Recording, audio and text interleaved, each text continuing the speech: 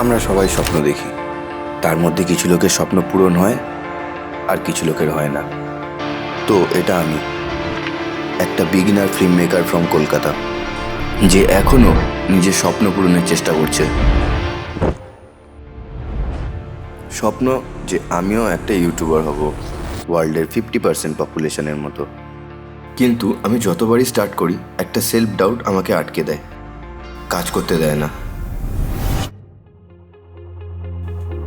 তবে একদিন আমি বুঝলাম, আর তারপর থেকেই সব চেঞ্জ হয়ে গেল। তো আমি আর একবার স্টার্ট করলাম, কিন্তু একটু আলাদাভাবে, আর সেটাই আজকে তোমাদের বলবো। এটা সত্যি কথা যে ইউটিউব চ্যানেল শুরু করার জন্য যতটা টাইম আমার নেওয়ার কথা ছিল তার থেকে অনেক বেশি টাইম আমি নিয়েছি। তার মেন কারণ ছিল সেলফ ডাউট। সবসময় নিজের কাজের উপরে ডাউট করতাম, ভাবতাম লোকে কি বলবে। আর আমি সত্যি তোমাদের বলতে চাই যে আমার এই চেঞ্জটা কী ছিল। ওই জন্য আমার গল্পটা তোমাদের অল্প একটু শুনতে হবে। তাহলে শুরু করি। খালি ক্যামেরা নয়, হাই এন্ড পিসি, ল্যাপটপ, বাইক, এই সব কিছুর মধ্যে আমি সব থেকে বেশি ভালোবাসতাম গেম খেলতে।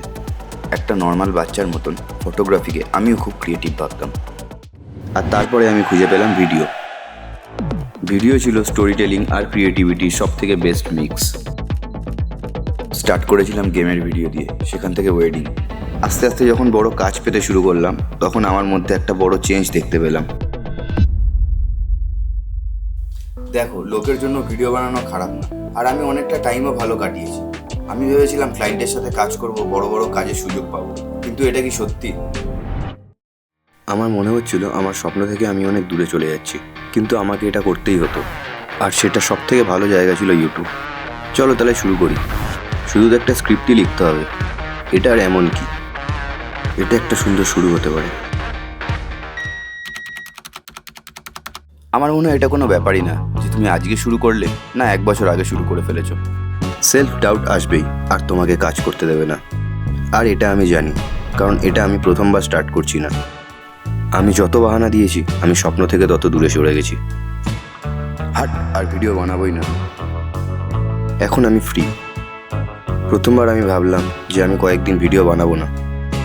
প্রথম কদিন বেশ ভালোই কাটলো, কিন্তু একটা প্রশ্ন আমার শান্তিতে থাকতে দিচ্ছিল না। কেন আমি ভিডিও বানাতে চাইতাম, আর কেনই বা ছেড়ে দিলাম? আর তার একটাই কারণ, বেশিরভাগ লোক নিজেকে প্রশ্নই করে না যে সে কি চায়। আমি নিজেকে প্রশ্ন করেছি আর তার উত্তর পেয়েছি। কেন? এই প্রশ্নটা আমাকে আবার ভিডিও বানাতে সাহায্য করেছে। অবশ্যই এটা পারফেক্ট ভিডিও নয়, কিন্তু এটা আমি বানিয়েছি। যদি কিছু বানাতে চাও, তার বেস্ট টাইম হলো আজকে। আর আমার ভালো লাগবে যদি তোমরাও আমার সাথে সাথে শেখো। চলো এবার ভিডিওটা শেষ করি। এই ভিডিওটা যখন আমি বানানো স্টার্ট করেছিলাম, ভেবেছিলাম 5 থেকে 7 দিন লাগবে, কিন্তু 1 মাস লেগে গেল। প্রসেসগুলো একটু কঠিন ছিল, কিন্তু তাও আমি ছাড়িনি।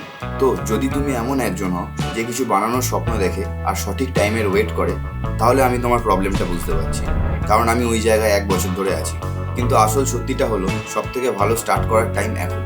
খালি প্রথম স্টেপটা নাও, তারপর সেকেন্ড স্টেপ। একবারে একটা স্টেপ নাও, আর প্রসেসটা তোমায় নিজেই শিখিয়ে দেবে। আর তখন তুমি বুঝবে জার্নিটাই হলো আসল স্বপ্ন পূরণ। আর আমি যা যা বললাম সব যদি তুমি বুঝতে পারো, তাহলে বুঝতে পারবে স্বপ্ন পূরণ অতটা সোজা নয়। আর হয়তো এটা ওয়ার্থ ইট। কিন্তু তুমি যা চাইছো পেতে পারো, আর তার একটাই উপায়,